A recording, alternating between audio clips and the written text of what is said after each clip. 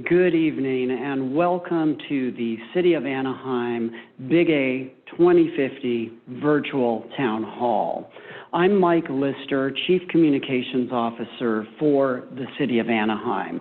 Tonight we would like to share with you an overview of our proposed plan for the future of baseball right here in Anaheim. So we'd also like to take some questions from you. So first I'd like to address some housekeeping matters that will help us take your questions even easier.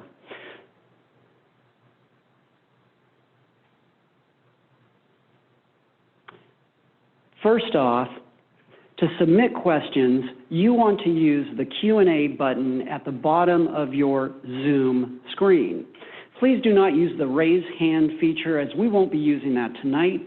We will be relying on the use Q&A button at the bottom to collect questions and then share them here on the screen. If you would like to hear tonight's presentation in Spanish, click on Interpretation at the bottom of your screen. We do have a live translation going for tonight's virtual town hall. And then if you would like to see any of the presentations we share tonight, they are available at anaheim.net/Big A. Joining me tonight are David Belmer, Deputy City Manager for the City of Anaheim, Rob Fabella, City Attorney for the City of Anaheim, and Alex Winsberg, who is General Counsel for SRB Management, and he also serves the same role for Angels Baseball. We'd like to give you a quick overview of the proposed plan for the future of baseball here in Anaheim. The Angels would commit to play in Anaheim through 2050, so 30 years out, with the ability for extensions, five-year extensions, that could take it as far out as 2075. So the entire career of baseball's greatest player, Mike Trout, would be played right here in Anaheim. Now, the team's ownership would pay $320 million for Angel Stadium of Anaheim, currently owned by the City of Anaheim, as well as 150 acres of surrounding land. We would accept payment in two ways. We would see cash, and then we would also see community benefits. So we would see $150 million in cash out of that $320 purchase price. And a quick rundown of how we would get that. We have already received $5 million that was paid in December 2019 with our City Council's initial approval of a purchase and sale agreement.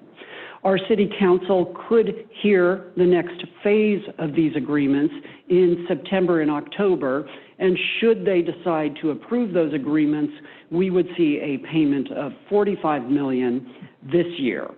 That would be followed by a payment of $20 million in 2021 with the approval of track maps that would divide the land up for development, and that would be followed by 4 yearly installment payments of $20 million each for a total of $80 million with interest from 2022 to 2025.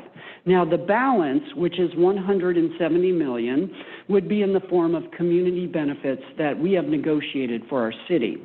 The largest piece, $124 million, would be high-quality, affordable housing. Now, this is a big step forward, particularly for the Platinum Triangle.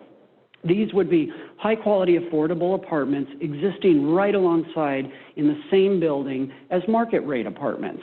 This is what is called inclusionary or integrated affordable housing. And the idea is to create a dynamic, economically mixed community where working families would live right alongside professionals, with everyone enjoying all of the amenities of what will be one of Anaheim's most desirable neighborhoods. Now, the remaining amount, $46 million, would be in the form of a 7-acre flagship city park. This would be in addition to 5.2 acres that the developer would need to provide in park space, so above and beyond that. And this would be an iconic park that we have long planned for the Platinum Triangle. And the best example is pictured here, and it is what is called Pongva Park in Santa Monica. Very similar in size, similar in cost, and built on a former parking lot right outside Santa Monica City Hall, and today is considered one of Southern California's best parks. Now, one key priority for the city of Anaheim is ongoing revenue. Right now, the land around the stadium generates some revenue for us, but really not its potential. So as we look out by developing the land, we could see a significant change in the amount of revenue that we would receive as a city. To give you some perspective, the entire Platinum Triangle, an 820-acre area that includes the stadium, generates about $8 million a year for the city of Anaheim in taxes.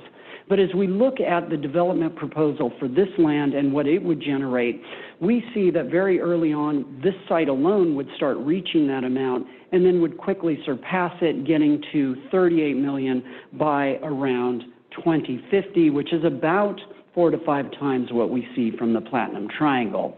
So that, when people ask, well, what is good for Anaheim with this proposal, that is a key part of it.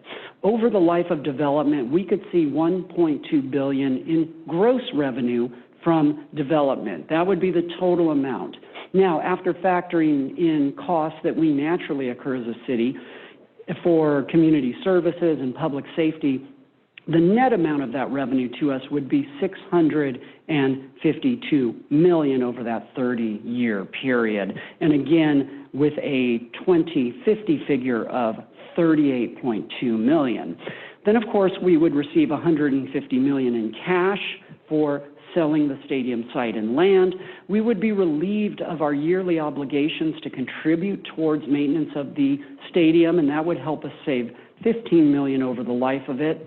And then, of course, there are benefits to our community, including parks, jobs, which we could see as many as 45,000 permanent jobs created by this development and 30,000 construction jobs, many of them good union jobs with a preference for Anaheim residents. We've talked about the affordable housing. We would see 466 affordable units that we would pay for with a credit, but then the developer would actually go on to develop 311 additional affordable housing units at their own cost. And then lastly, of course, our community will continue to benefit from tickets to Angels games as they play their home games here in Anaheim. Now, with that, I would like to bring up Alex Winsberg, General Counsel of SRB and Angels Baseball, to share the ownership's vision for the site. And with that, Alex, I'd like to turn it over to you.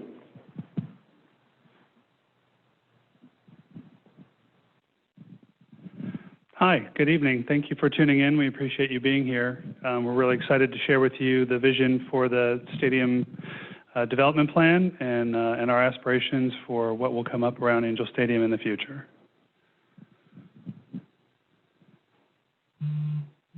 So as I get into the vision for our plan, I'd like to start by giving a little site context because I think it helps define how we laid out the vision for the future.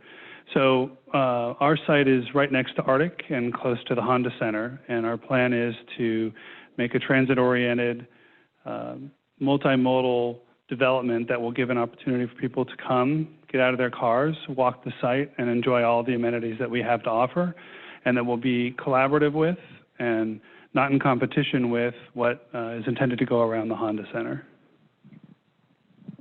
The site was originally planned far back before 1996, but under the current entitlement plan in 1996, the Platinum Triangle was created, and quite a bit of planning and thought went into what should go into the Stadium District site, none of which has really happened since then because of the existing lease between the city and Angels Baseball.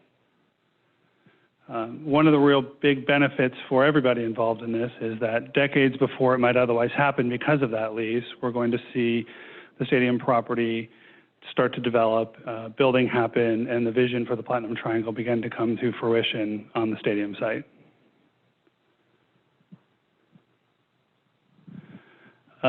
As I begin to get into the specifics of our plan, I wanted to start by saying this is a 30-year master plan that envisions residences, offices, retail, dining, entertainment,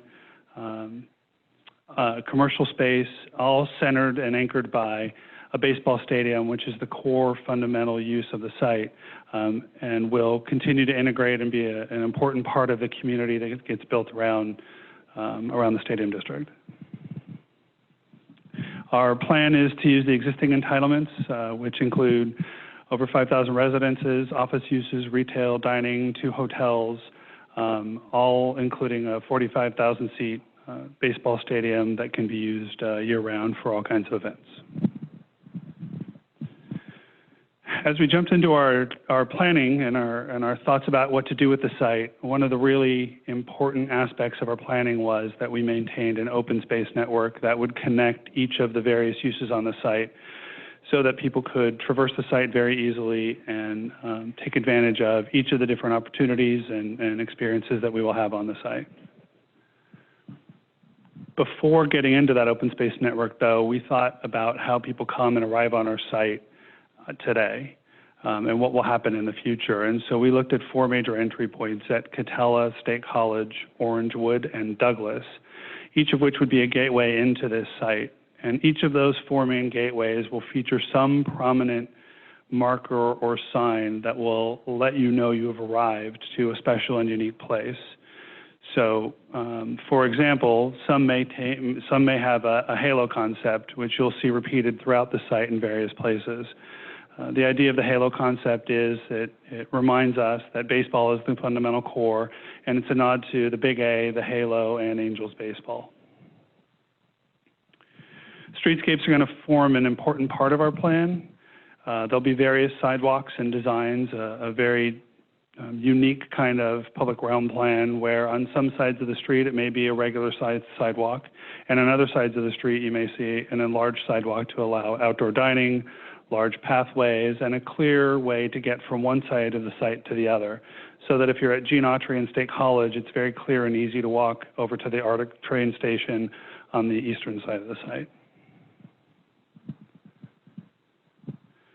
Making sure our streetscapes create an integrated, usable, and safe place for everyone on our property will be an important part of how we build this out. Whether you're a resident, you come to work, or you just come because you want to enjoy a baseball game or the urban park, each of the streetscapes and each of the planned areas will have space and recreation areas and will be interconnected throughout the site to make ease of transportation a feasible option. Our site plan lays out uses all across the site, and while this is one concept of how it may come, an important feature here is that we maintain a flexible space on the eastern edge, which you can see in purple. That is identified as a temporary space that can be used for community events, farmers markets, food trucks, and also some temporary retail dining and entertainment experiences, while allowing us space so that if a decision is made to build a stadium in the future, there's a place to put that while the current stadium can continue to operate. In addition, we've placed most of the residential units on the western side of the site, but what you can't see from this site is that there will be interspersed throughout those residential areas different kinds of retail and dining opportunities for the local residents, much of which doesn't exist now, from dry cleaners to a drugstore to a grocery store that will come up on the site. Each of the neighborhoods throughout the site will have a unique and creative architectural characteristic, all interlocked with an identifiable and consistent landscaping plan that will connect the entire site. So while one particular area or building set might look different from the others, you'll know you're still in the stadium development site because the pathways, the streetscapes, and the landscaping will all be unified to give that sense of place.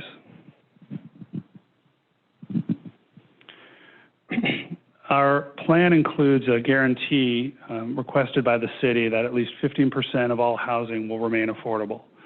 That will happen regardless of how many units we put in. At maximum build-out, 777 total units will be affordable units, including 518 very low and lower income units, all of which, at the city's request, will remain rental units so that the affordability stays on site well into the future. Bringing jobs to our site is a key component to our plan, and what you can see here are courtyards of 2 different kinds of office buildings. So there'll be space for corporate headquarters, corporate campuses, creative and technical spaces, and a variety of different kinds of commercial office space to address what commercial uses and what office space looks like in the future. Gathering is going to be a key component of our entire plan. And there is not currently a lot of green space in the Platinum Triangle, only 1 acre of park space total. In addition to the big urban park, which I'll talk about in a moment, we're also going to have over 5 acres of parks interspersed throughout the site as a part of the residential build-out, all of which will be built on the site. We've made a commitment to the city that instead of paying an in lieu fee, we will build each of those parks to minimum requirements.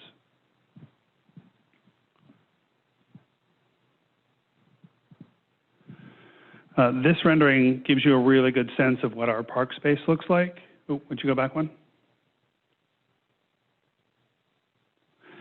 This is the big flagship park in the center of the development, and as you can see, it's a 7-acre park with extensive amenities from shade structures to water features, barbecues, restroom facilities, playgrounds, grass and open fields, benches, and a whole bunch of other stuff, including public art. The anticipation is that it'll be a gathering place not just for the people who live and work inside of the development, but for the entire city and the region. A really remarkable space for everybody to come and enjoy. As a part of implementation of the park, we intend to work with the city's Park and Recreations Department to co-plan and co-develop the park, as well as ensure that there is regular and exciting opportunities for concerts, exercise, classes, and a variety of other uses throughout the park every day of the year.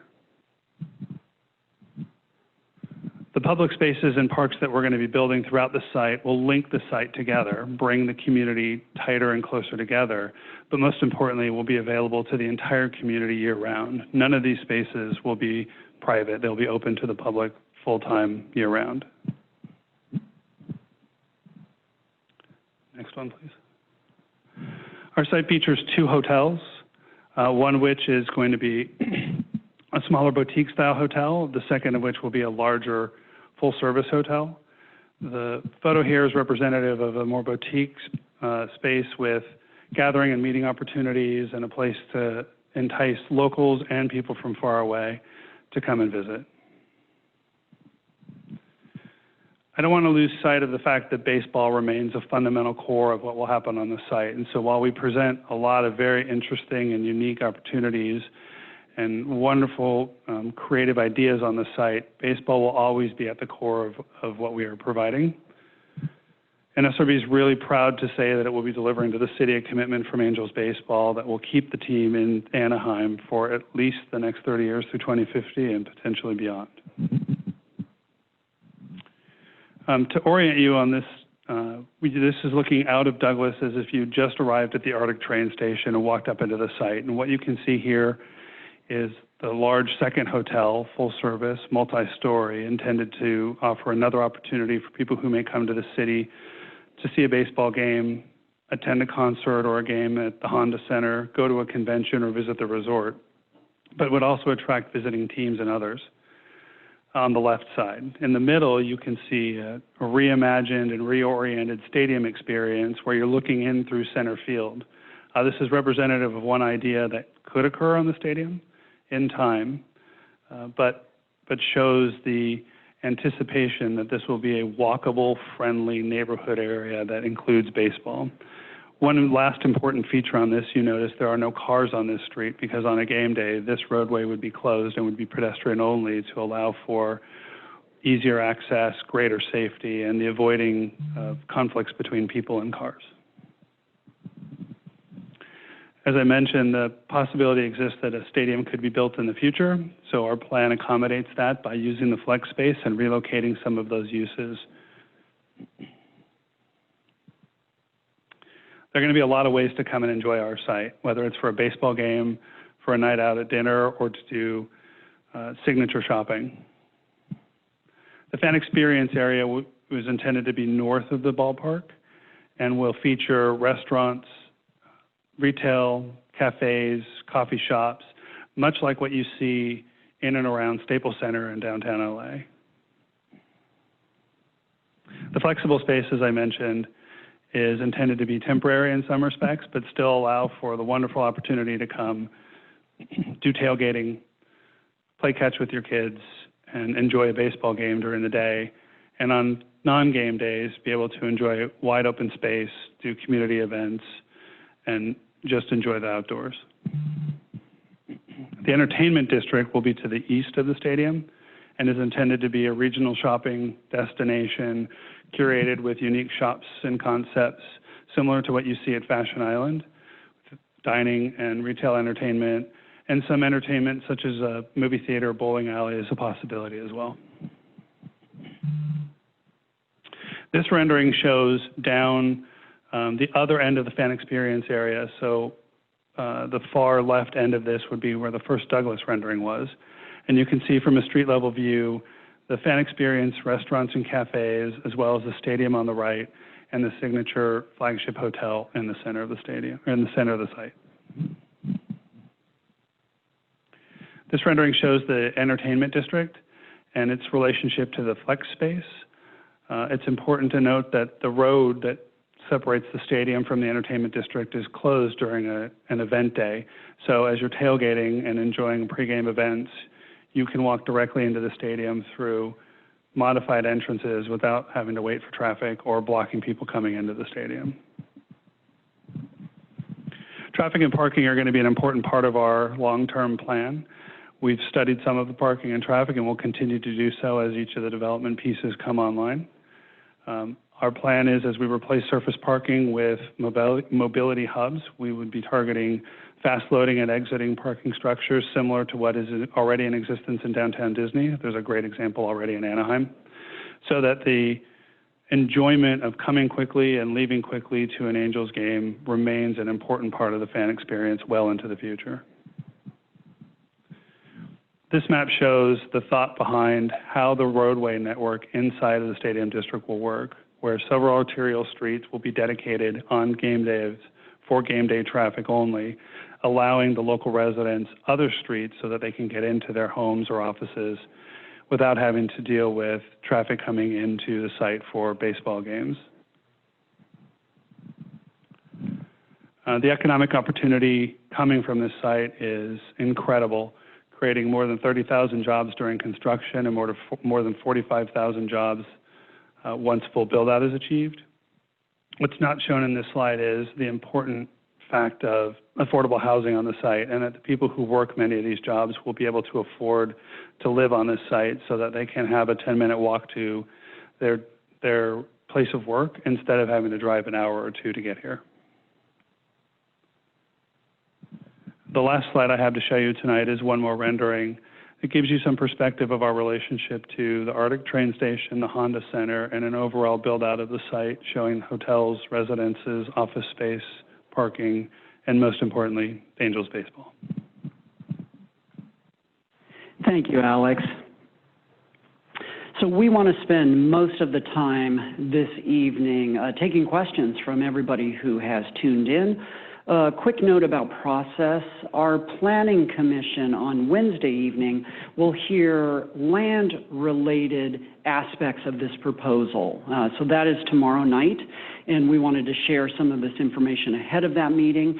And while we do not know for sure yet, it is possible our City Council could take up the entire package of agreements later this month and in early October. So that is why it's particularly important we get out and share details with you. This will be the first of 3 of these town halls that we do, and you can find more information about the subsequent ones on anaheim.net/Big A. Now we'd like to hear some of the questions that have been posed in our chat room and do our best to answer them. So The first question is a technical one that says, will this presentation be available later for those who can't attend? And the short answer is yes. So the actual presentations that are part of this Zoom meeting are actually on the anaheim.net/Big A site as we speak. And when we get the full recording of tonight's Zoom webinar, we will share that online as well. And of course, anyone would have the chance, if their schedule permits, to join us on the 2 upcoming virtual town halls that we plan. The next question is, what is the planned development timeline if this agreement is approved? And if I may, I'd like to bring Alex back up as the developer to shed a little bit of light on that. Alex? Thank you, Mike. The development's going to come up as the market demands it. So it will take some time, and we'll be careful to ensure that what we build makes sense for the market. And our anticipation is that we will get started on that soon. There are some minimum requirements in the development agreement that will ensure build-out happens over time, but ultimately we want to be as responsive to the market as we can. And then in these uncertain times, it's difficult for me to commit to you a specific timeline, but we will be carefully studying this in the future. Thank you, Alex. We'll wait for our next question to load here. When will the Angels decide if they are going to renovate or rebuild the current stadium? And so I'll ask Alex to come back up for that one as well. Thank you. It's another good question. It's something we'll be studying in the near-term future and making a decision on, and should have an announcement about that at some point in the future. But in the interim, we continue to maintain an excellent fan experience at the stadium and look forward to a time when we can invite everybody back to watch baseball games in person. Thank you, Alex. The next question is, how will access to the flagship park be made available to the entire community? Now, for this one, I think I'd like to bring up our Deputy City Manager, David Belmer, who's very closely involved in the planning process here, and I think he might be most insightful. That will be insured through agreements. So the disposition and development agreement between the city and the Angels, there's a multitude of 4 agreements in total. One of them is the disposition and development agreement, and that agreement has very specific language about how the park will be developed and how it will be maintained and owned throughout the term of the agreement, which is 30-plus years. And it will be developed through a process, partnership really between the Angels and the city, where they will submit plans to the city. We will review those as we normally do, and we have a very successful track record of that in the Platinum Triangle. Those will be reviewed through our Parks and Rec Commission, city staff, and ultimately be hopefully approved. They'll be built, and once it's built, it has to be maintained pursuant to specific standards and criteria that would be set forth in the agreement that's negotiated now and future agreements to be negotiated. So we're very confident that it will be the park that achieves the vision, as Mr. Winsberg pointed out in his presentation, and will be maintained to the city's high quality of standards. Thank you, David. And awaiting our next question, how did the city come up with the credit amount for the park and affordable housing? So basically, we took a look at, in the case of the park, it's quite simple. What would it cost to build? We factored in land cost. What would the amount of acreage cost? And then we also added in ongoing maintenance. So it's very important to note that this park will be built and then dedicated to the city, so it will be Anaheim's park, but ongoing maintenance and management of it will be handled by SRB. So that is how we came up with the community benefit credit for the park. I would like to ask David to come up to talk a little bit about the affordable housing, and that basically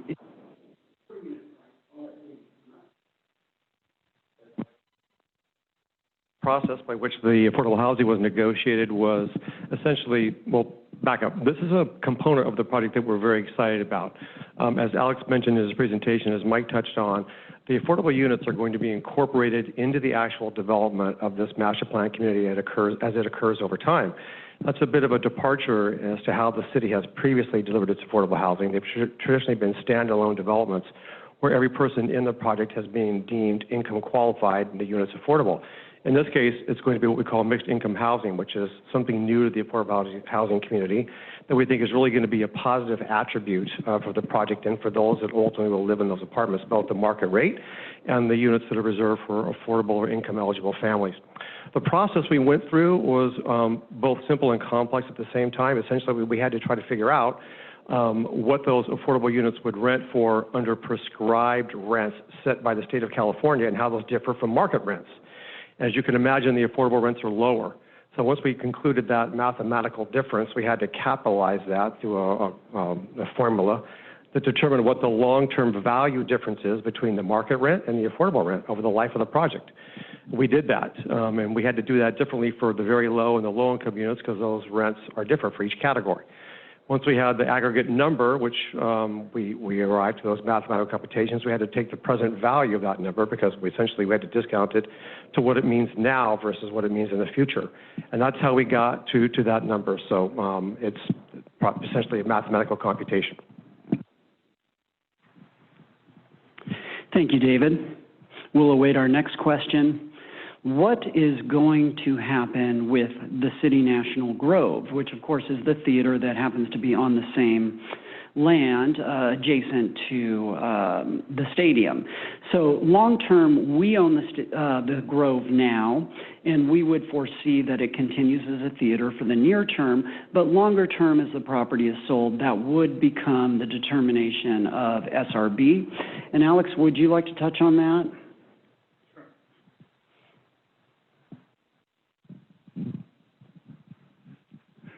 And it's an excellent question, and I don't mean to defer it, but we will defer it because in the short term, we will continue to operate as it does now.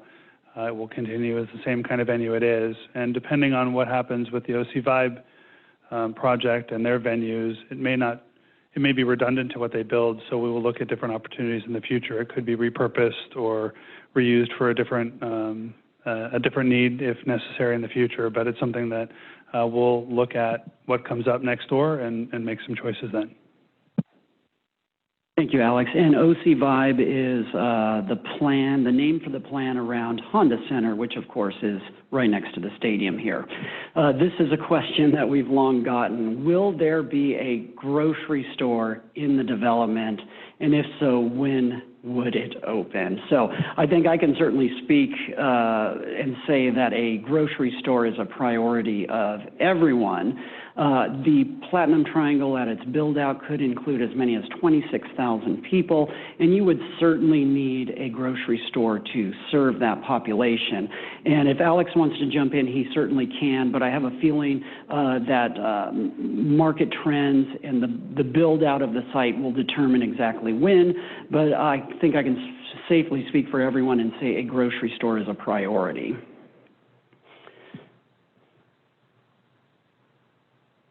So our next question is certainly a question of the moment. Working from home has become more common with COVID-19. Is that being considered in this development? So I think what this question does is kind of get at long-term trends for office development. And I think I could probably speak for everyone and say, of course, these trends are being looked at. The project does include some significant office space. Alex, is there anything you'd like to add to it? So fair to say that the developer will continue to monitor long-term trends. We know some of the trends we see now could be with us for years, working from home, different types of office layouts, but I think there will still be demand for office space, and certainly we as a city would like to see high-quality jobs that would come with office space, even if it looks a little bit different in the future. Will SRB commit to local hire and prevailing wage for all development? What we can share with you now is that we know that the major development on this site will be good-paying union jobs. Now, there's always a smaller project here or there that may not be, but the major projects on this site we would expect to see be good union-paying jobs and also with a preference for Anaheim residents.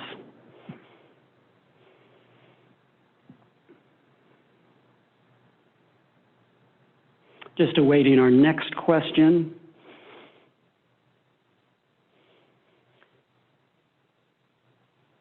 Good question. So it is, can you share with us the proposed rent for the new affordable housing? And we may not be able to share that exactly because we're a little bit handicapped by, we don't know exactly when it will open and what rents will be at the time. What we know is that the income categories generally are for folks who make 80%, 50%, or are at about the median income for Orange County. So we do know a little bit about the types of households that would live there, but I think unless anybody else wants to jump in, it might be a little bit too early for us at this point to say exactly what the rents are, but they would be very much below market rate to allow those types of households to live there. Great questions. We're just awaiting our next one.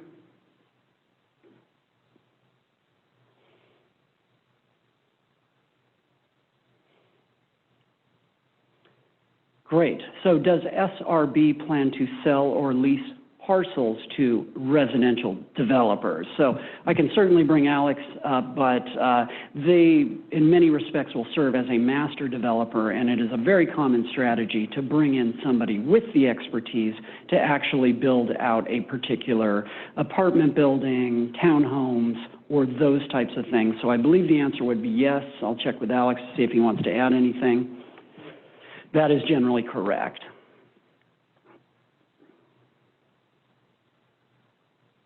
Just awaiting our next question. Is the developer going to provide affordable housing above the amount for the credit? And the answer to that is yes. So the entire project, which will have some 5,000 homes at build-out, 15% of those entire homes would be dedicated as affordable. The credit would cover 466 of those for very low and low-income households. But then once the developer got beyond that threshold, they would go on to build an additional 311 for a total of 777 affordable units, making up 15% of the total. And that second group, if I'm correct, would go for low to moderate income households. And that second set of affordable homes would be built entirely by the developer, and it would not be covered by the purchase price credit that we have come up with for the 466 affordable units. Our next question, will the cost of living in the new housing units be below Anaheim market rates for housing? And I think I understand what the person is posing here, but David, would you have any insights? I believe the answer is going to be yes, but I want to check. Yeah, so David Belmer's concurring here that yes, they would be below the rate. So I'm not quite sure exactly what the questioner is getting to. Are they talking about a median price for apartments here? But what we can say is that these apartments will rent for significantly less than what they would at market rate. And these will be some of the nicest apartments in Anaheim, but they will be at a much lower rate for working families, so they will be able to live in the same neighborhood. Just awaiting our next question.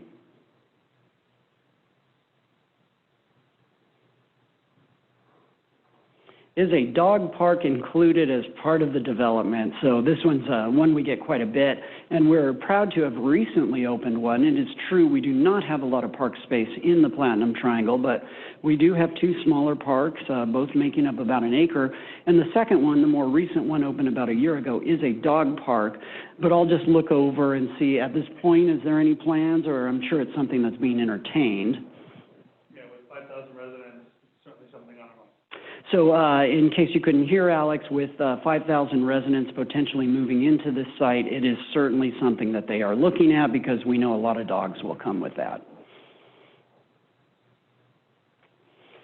Just awaiting our next question. If the stadium is renovated, what will that include? So I will give Alex a chance if he wants to address this one.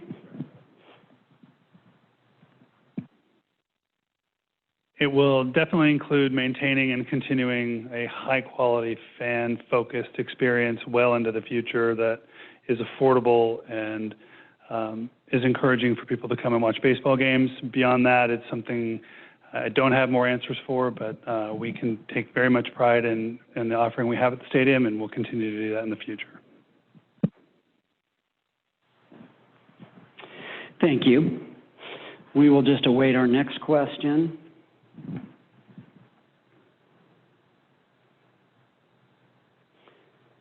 Will new schools be included as part of the development? And I'm going to ask David if he has any insight on this.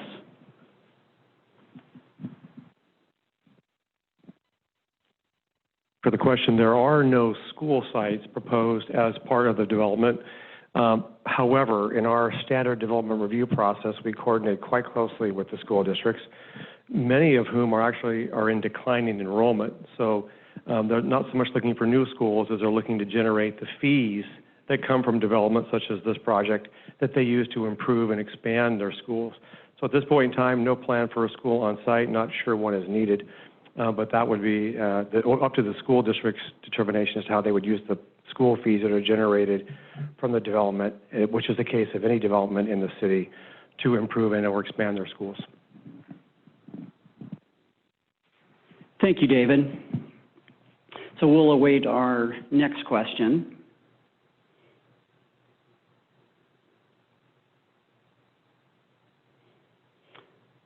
How would this proposal work with the Honda Center development?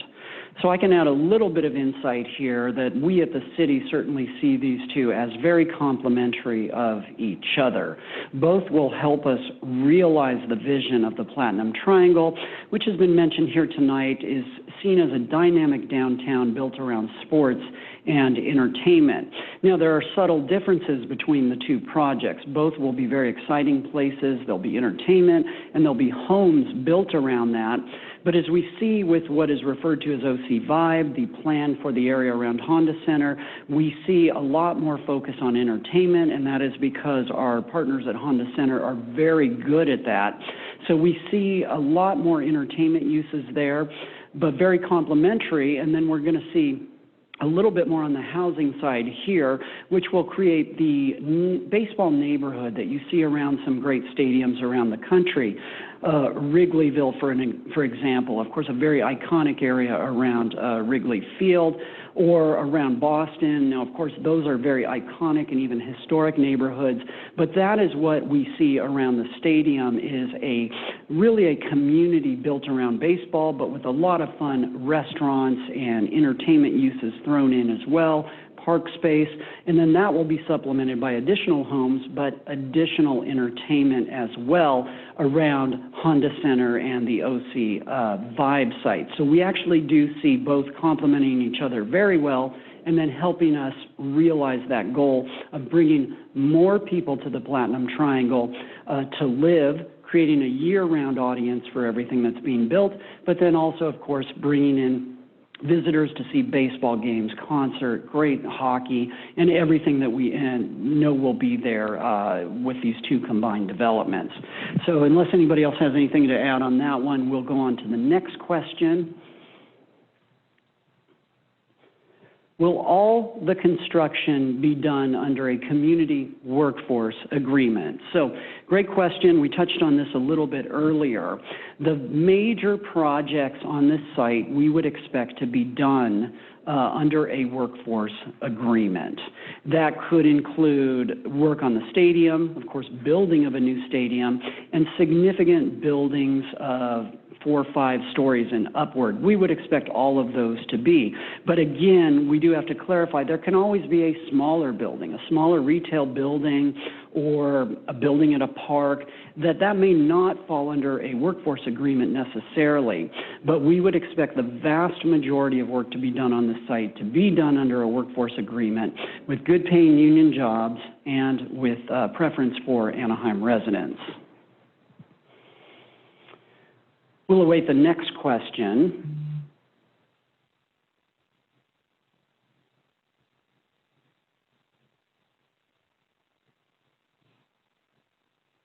Will there be permit parking for street parking for locals? So a very good question, a very common question we get here in Anaheim. I believe we are probably too far out to say yet, but permit parking is available for most neighborhoods in our city. There's a process that folks have to go through. We go take a look at a given neighborhood to see what the space available is on a given street. So if we ran into a situation where a particular community was experiencing parking issues, where residents weren't able to park there, well, sure, they would have the ability to go through that process. But we would also expect to see an ample amount of parking provided, particularly for folks who are going to live in these new developments.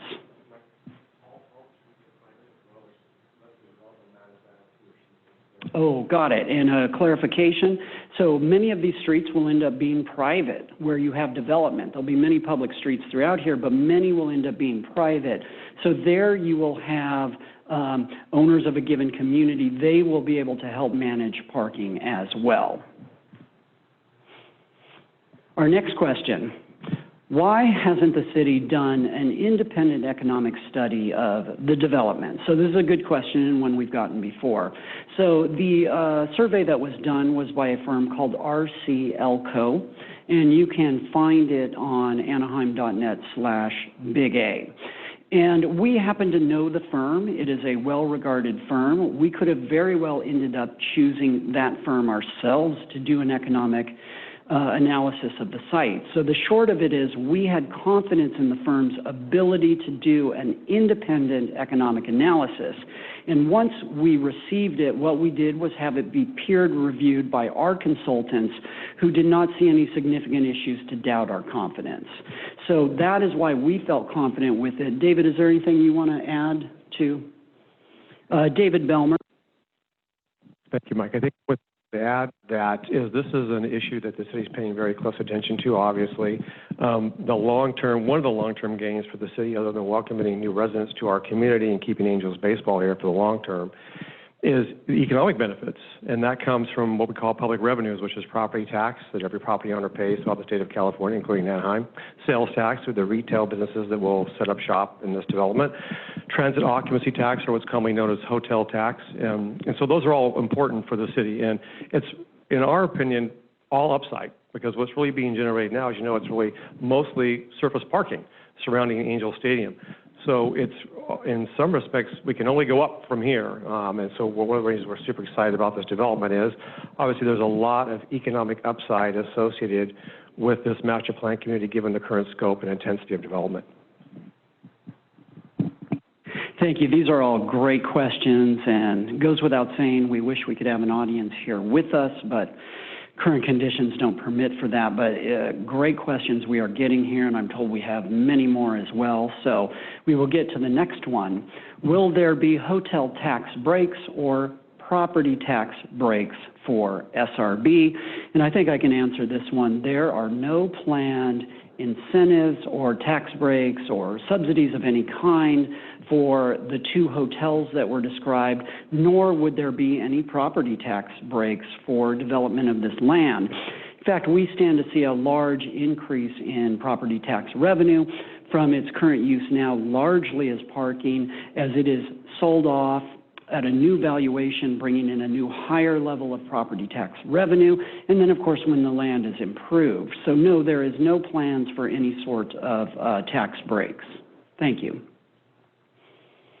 Our next question, will OC Vibe, the stadium, the Grove, and Arctic be connected by a walkable pathway? And there definitely are plans to connect these sites. David, did you want to touch on that? The short answer is yes.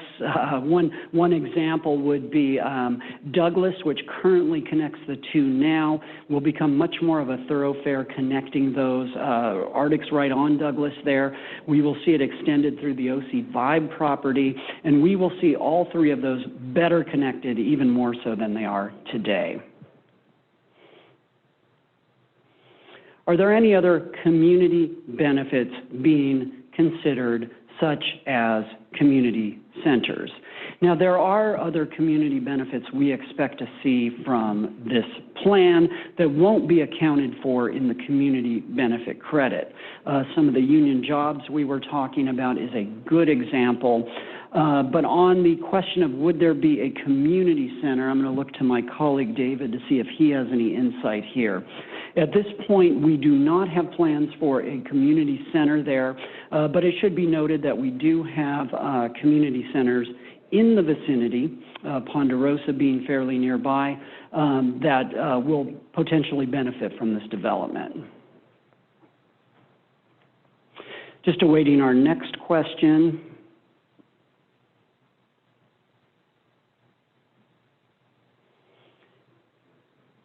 Did the public participate in the decision-making process to sell the stadium and property? So, very good question.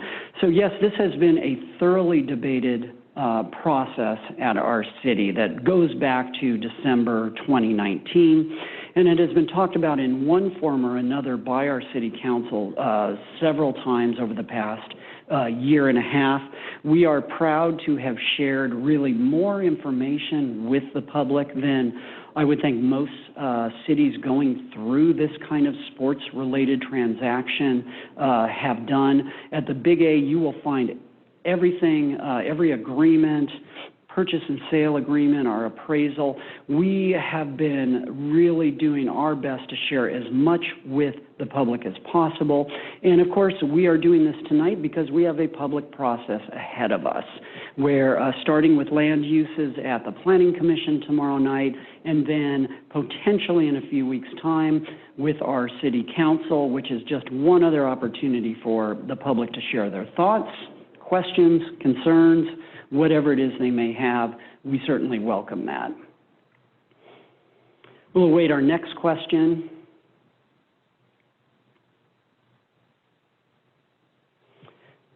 Will the Angels keep their prices reasonable or raise the ticket prices? So that's one a little bit beyond my scope to address. Alex, did you want to touch on that?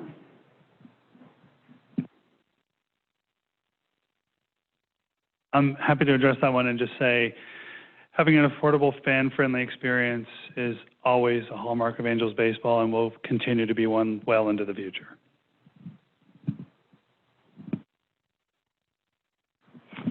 Thank you. We will await our next question. And here it is. Could there be future credits that would decrease the total cash paid to the city? We have no expectation of that. We do want to clarify one thing. We did start with an original purchase price of $325 million for 153 acres. We are now at $320 million, and the simple explanation for that is we are keeping 2.5 acres that currently house a water well that we use to serve our community, and that part of that additional acreage is also planned for a future fire station. So rather than include that in the deal, end up seeing a credit for it, we've gone ahead and taken that off the credit price, the purchase price, so $325 to $320. But to get back to the point of the question, we do not anticipate any additional credits than what we have shared with you tonight. So these are fantastic questions. We're going to wait for our next question here. I'm told we have many, and we'll continue on trying to answer as many as possible, and we'll even go a little bit beyond 6 o'clock. We want to try and answer as many of these as possible, and my colleagues are getting caught up here. How will the spending on the affordable housing be tracked? And so I think, how will we make sure that SRB delivers the units, the quality, and everything that they would be getting a credit for? David, did you want to touch on this one? Thank you for the question.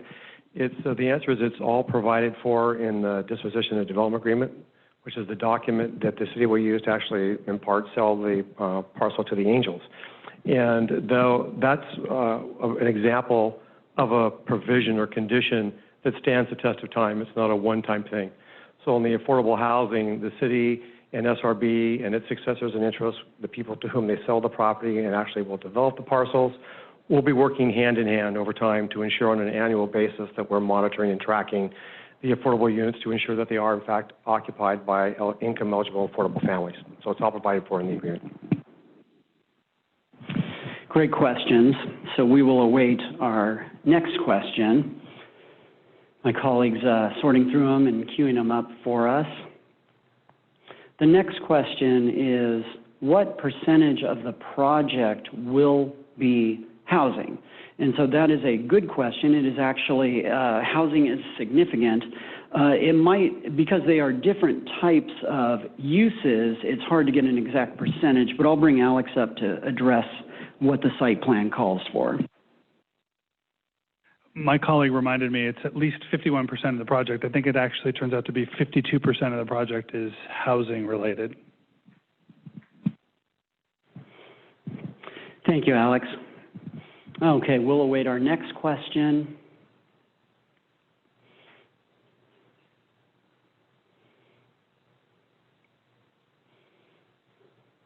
When will the first phase of the project begin? And this is a very good question. I might call David up for a little bit of assistance. But one scenario would be that we get to a point where the city might be approving what are called tract maps. These are maps that divide the larger property into developable parcels. We could get to that point by late 2021. Now, at that point, once the developer has approval, city review and approval of tract maps, they would be able to begin developing land. But as has been mentioned here tonight, there are certain factors at play. Market demand might determine what gets built first, how much housing gets built at any one given time. As a city, we certainly are in a moment where coronavirus has dampened our economy, and we certainly look to this at the outer edge and see this as part of an economic recovery for us, along with OC Vibe and other projects we may see in our city. But those are variables which really suggest that perhaps 2022 at the earliest, but again, based on market demand. And I'll look around and see if anybody wants to add anything. Got it. We will await our next question.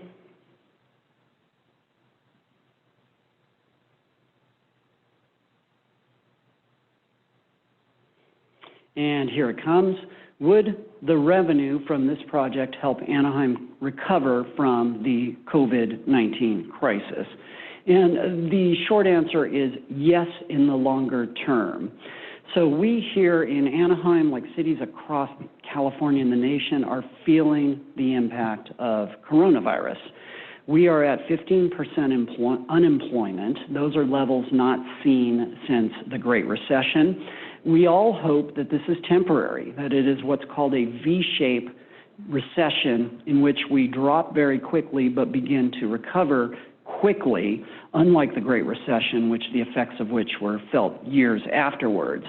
So immediately, we are in a situation where we need to get past the current moment where we have seen theme parks, convention centers, Honda Center, and for most of this time, Angel Stadium closed, and only recently now just hosting baseball without fans. So we need to get past this initial period when it is safe and responsible to do so. That will be our first step to recovery.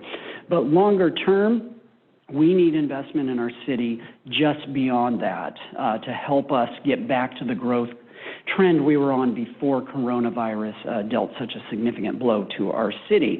So long term, there is no doubt this will have a significant impact on our ability to generate revenue and then provide those critical services that our residents expect and, of course, deserve. We'll look to our next question, which is coming up in just a moment. Will Anaheim be put back in the team name? So this is a very common question we get. And as the city of Anaheim, of course, we always want to see Anaheim as prominent as possible. Early stages of discussion, we broached the issue, but the team name is equally important to the ownership. And there's even been court decisions on the name in years past. So while we definitely brought this up, and of course we want to see Anaheim as prominent as possible, it was very clear early on that we had differing opinions on it, different ways of looking at it, and instead of continuing to press for the name change and perhaps including it in some sort of community benefit credit, we made the decision that we would rather focus on the community benefits that we are seeing, things that will truly change the lives of our residents. That is affordable housing and a park. So again, we always want to see Anaheim as prominent as possible. It was discussed, but we've ended up where we are. Our next question is, are there any lawsuits that could delay the project? And for this, I'm going to bring up Rob Fabella, our city attorney. Rob? Thank you, Mike, and thank you for the question. So the answer is yes, there could always be lawsuits that delay the project. There currently is one pending that has to do with the city's passage of the or approval of the purchase and sale agreement. It's a Brown Act claim, and whether or not that impacts the project is to be seen, and that is currently pending. As to the project itself, there's always a possibility that someone could come in and challenge some of the actions taken by the council or the planning commission. It's not exclusive to this project. It could happen in any project, and there are some provisions in the contract that anticipate if that happens and how that impacts the schedule. But obviously, we won't know if that is implicated until until and if that happens. Thanks. Thank you, Rob. So it is 6 o'clock. We were scheduled to 6 o'clock, but we do have more questions, and I think everybody is more than eager to answer some more questions. So we will keep going, and we thank everybody for staying with us. The next question is, what percentage of new jobs created will be for Anaheim residents? And I'll look to my colleagues here to see if they have any insight. Difficult question to answer. We know that with some construction work, there will be a preference for folks who live in Anaheim, but it's hard to answer because some of the jobs that are developed, somebody could choose to move to Anaheim to be closer to that workplace. Is there any other additional thoughts on this? So yes, definitely a preference for Anaheim, particularly for construction jobs. And I'm sure that when individual businesses that get built out on the site start doing job fairs and things like that, the city will actively promote those job fairs through the means that we have through our workforce development department to ensure that Anaheim residents are aware of opportunities that will become available to them here, but hard to put an exact percentage. Very good question, though. Our next question is, what happens if the City Council does not approve this agreement? Well, of course, any decision like this, a policy decision, is the prerogative of our City Council to take a hard look at, and make whatever decision they feel is best in the interest of the residents that they represent. I'll ask my colleagues here if they have any thoughts on it, but ultimately, if they don't approve it, we could end up going back to negotiations, trying to get some sort of other deal that would meet their muster. But we have been working on this for many years.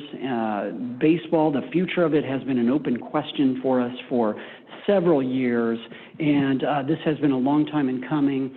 I'm going to ask Rob Fabella to come up and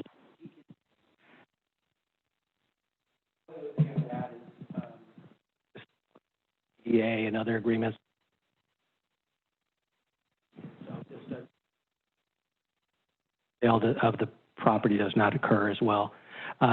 If that wasn't heard, all I said is all of these transactions are related. So if for some reason the DDA is not approved, the purchase and sale of the property does not go forward. But the only thing I also wanted to add is if it does not occur for any reason, the Angels are committed pursuant to their current lease to play in Anaheim till at least 2029 and then possibly well beyond that. Thank you, Rob. So we're awaiting our next question. Will we hire more police officers because of this development? So good question. It looks into the future. As we look to the Platinum Triangle potentially going from somewhere around 5,000, 6,000, 7,000 residents today to 20, 30 years out being at almost 30,000 new residents in that area, you could forecast a need for additional services of all kinds, and of course that could include police as well. We have a longer-term strategy to broaden the Anaheim police force, which we've done over the past few years. Of course, the moment we're in now, coronavirus gives us all a little bit of pause, but that is a future question that could be very much possible. We could see additional hiring based on the need to service this area. Is the Walt Disney Company involved in this deal in any way? And I'll open this up to my colleagues, but the short answer is no. Historically, of course, there was some involvement. The team was owned by Walt Disney Company up until the early 2000s, throughout most of the 90s. But with the sale of the team many years ago, there is no direct involvement by Walt Disney Co. in this particular property. Just awaiting our next question. How will parking be addressed in the new development? This one I'll turn to my subject matter experts. David, would you want to address this? Thank you. This previously, so it's obvious. I think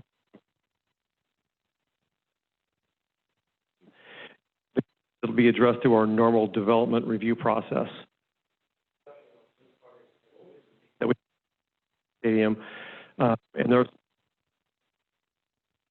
the parking for the stadium to remain largely in place until such time as more major development occurs through our normal development review process, in which case we'll be reviewing those development applications the same way we do any project in the city of Anaheim. And there are code requirements for what that parking needs to be. So we have a high degree of confidence that as we transition from what you see now, which is largely a baseball stadium with surface parking, to a more dynamic, integrated, mixed-use community, as Mr. Winsberg showed on the plan, we will have more than adequate parking to accommodate not only the folks that live there, but the shops and the visitors that come for games and just to hang out in the project. Thank you, David. Just awaiting our next question to come up, and it says, will Platinum Triangle employees have priority for the new housing? So would somebody who already works in the area, perhaps at a restaurant, a brewery, maybe even the stadium itself, have priority for it? So what I imagine would happen with the affordable housing is that we are proud to have a housing authority here that, despite what a big challenge affordable housing is, does a fantastic job getting people placed. And I would imagine that these additional units to come online would become part of the overall inventory that they have access to. And they often do look at Anaheim residents, keeping somebody within our city who may otherwise have to move out because they can't afford it. So it is quite possible that Anaheim residents working through the Anaheim Housing Authority could have a very good chance at these. David, is there anything you want to add on that one?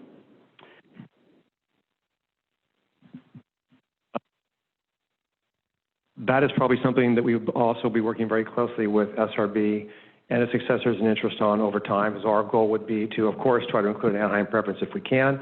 And I think through collaborative dialogue and our continuing partnership, that's probably something we would likely be talking about to work our best to achieve, quite frankly. Thank you, David. So we'll await our next question.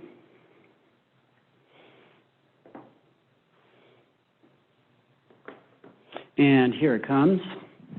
Will there be a penalty if the planned development does not become reality? And I may also turn to my colleagues for this one, but of course there are protections for both sides here, which is a very normal course to ensure that we see the development happen, and then of course to make sure we live up to our obligations as well. David, did you want to add anything to this? Potential penalties, or Rob? Got it. So they're basically concurring that if you read through the documents, you will find that there are protections for the city, very standard in any contractual obligation, to make sure that the promises of both sides are lived up to.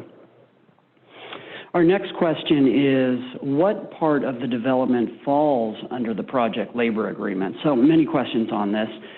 There are some very specific terms. They have to do with very precise construction terms, and I'll see if one of my colleagues wants to go ahead and address this. Alex from SRB is coming up.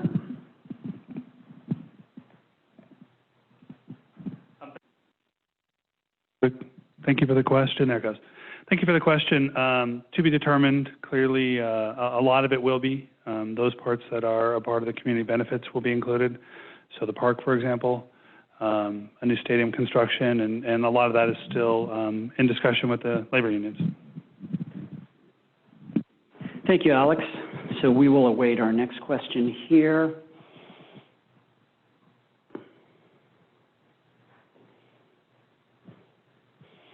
Just waiting for that to come up, and here it is.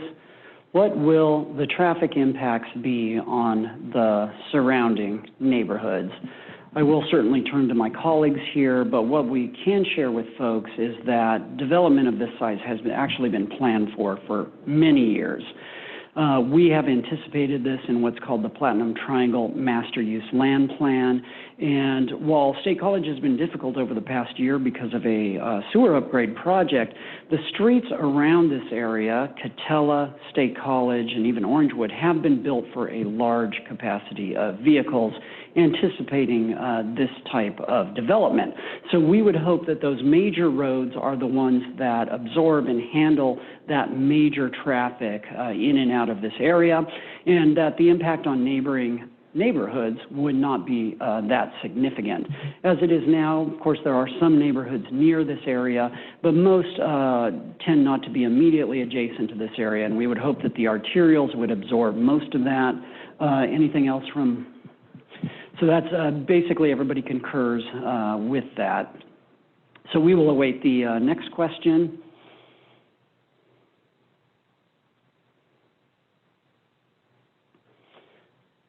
What is going to happen to the proposed Performing Arts Center?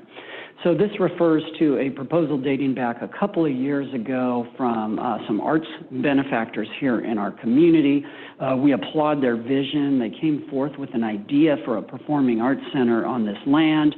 The short of it is that the city had worked with them for a long period of time, set milestones to be achieved to see this project move forward, and for whatever reason, those were not met.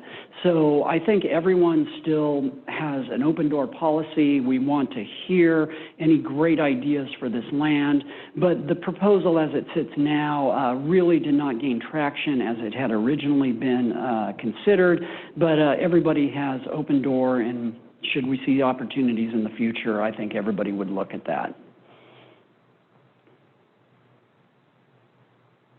Just awaiting our next question here.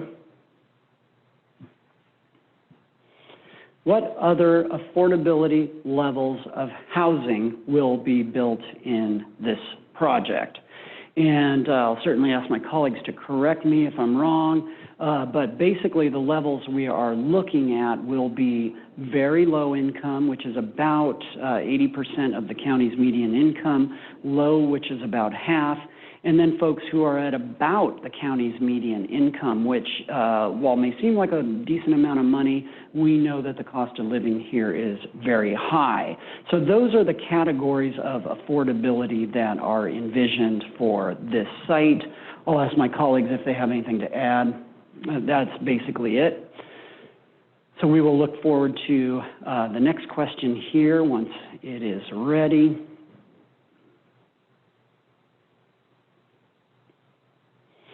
And the next question is, what is the current apartment vacancy rate in the Platinum Triangle? And so certainly look to my colleagues to see if they have a current number.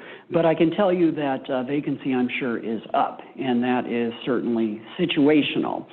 With the situation that we have, we've all experienced it. You could have had a college student, you could have had roommates, somebody has moved back home as they quarantine through the coronavirus period. There is no doubt that we have seen vacancy rise in the Platinum Triangle, as you will have seen it rise throughout our city, throughout Southern California. So at the moment, it is probably not a good indicator, but what we can share with you is before coronavirus really took hold in March, we were seeing significant building of new apartments and decent absorption, that is, people taking those new apartments. If anybody has anything to add to that, that's basically the situation we're in now. What we would hope is that when we get on the other side of this pandemic, that we get back to the trend that we were seeing before. Just awaiting our next question.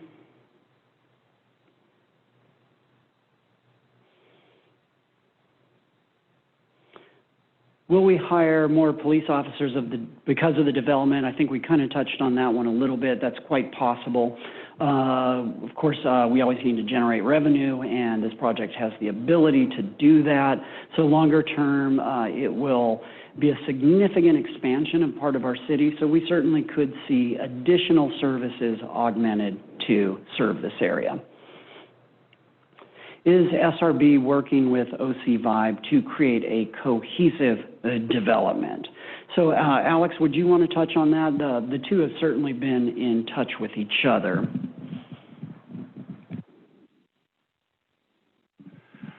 Thank you. It's an excellent question. We certainly want to collaborate and make a cohesive environment between the two big properties, one that isn't competitive.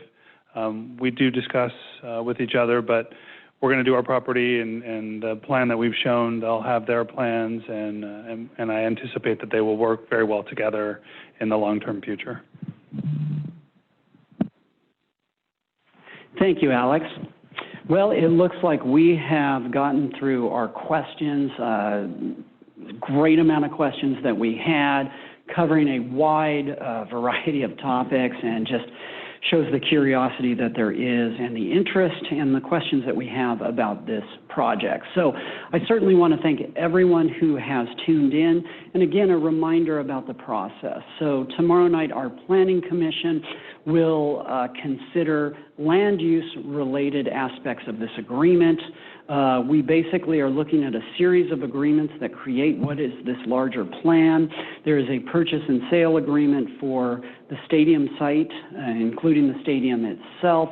We have a disposition and development agreement that sets out terms of how the land could be developed. There is a commitment agreement that would commit the Angels to playing here through 2050.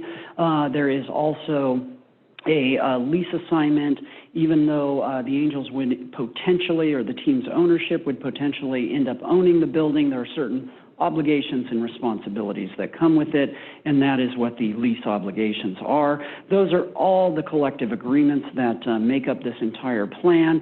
Tomorrow night at the Planning Commission, they will consider an environmental assessment of the plan development, as well as what's known as the master site plan, which Alex shared much of that with the audience here tonight. And then we do not know a date yet, but we know potentially in a few weeks' time, our City Council is expected to hear that entire collection of agreements, to hear from the public, and then to make a final decision on any path forward that we may see. We want to ask anyone who has the opportunity to join us on Saturday. We will do the same virtual town hall from 11 to about noon on Saturday. And then on Thursday, September 24th, we will do a third town hall just like this to make sure we've had a chance to answer as many questions as we can and share as much information as we can. So with that, I want to thank everyone who took part, and I want to thank everyone who joined with us online. Please continue to follow along at anaheim.net/Big A. You can find all of our agreements and everything else related to this proposal there. So once again, thank you, everyone. We appreciate your interest in this very important topic for the City of Anaheim. And with that, good night.